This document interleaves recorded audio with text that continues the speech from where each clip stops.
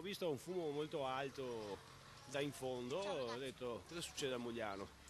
Siccome vivo qui, insomma, da queste parti, giro e mi accorgo che appunto c'erano delle macchine in fiamme e i pompieri che spegnevano. Fiamme altissime nel cuore della notte a Mogliano, nella centrale piazza Pio X, a fuoco 4 auto ed un motorino parcheggiati nello spiazzo sotto i condomini. A lanciare l'allarme tra l'una e le due i residenti della zona, che hanno udito prima un botto, poi hanno visto le fiamme levarsi. In breve il fuoco ha devastato i 5 mezzi, che sono andati completamente distrutti.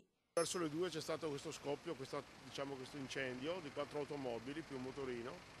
Mi sono messo d'accordo stamattina, sto a prendere il giornale. Sul posto sono subito arrivate diverse squadre dei vigili del fuoco da Treviso e Mestre. I pompieri sono riusciti a circoscrivere le fiamme prima che l'incendio avesse facile presa anche sulle altre vetture parcheggiate in piazza Pio X.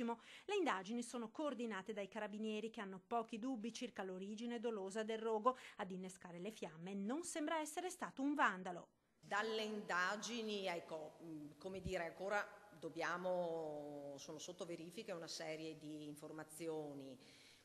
Sembrerebbe un fatto comunque a carattere legato a vicende familiari, ecco, quindi dopodiché quando avremo informazioni ulteriori sicuramente, insomma, potremo aggiungere degli elementi. Gli inquirenti hanno acquisito le immagini delle telecamere di videosorveglianza installate nella zona. Ci sarebbero dei fotogrammi ritenuti molto importanti al fine di arrivare ad identificare l'autore del raid incendiario. Abbiamo in mano delle immagini significative, ecco, questo, come dire, ci fa ben sperare anche nella soluzione del caso, quindi a individuare, identificare chi ha commesso il reato.